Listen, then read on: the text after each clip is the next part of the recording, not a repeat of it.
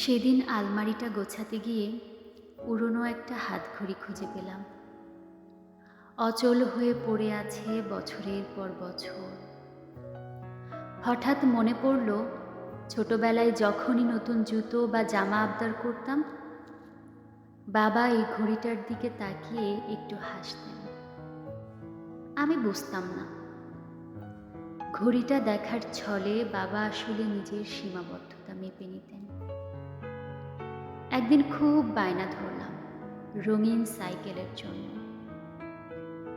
বাবা সেই মাসেই ঘড়িটা আর সারিয়ে নিলেন না, বরং আমার জন্য ঠিকই একটা লাল সাইকেল নিয়ে এলেন।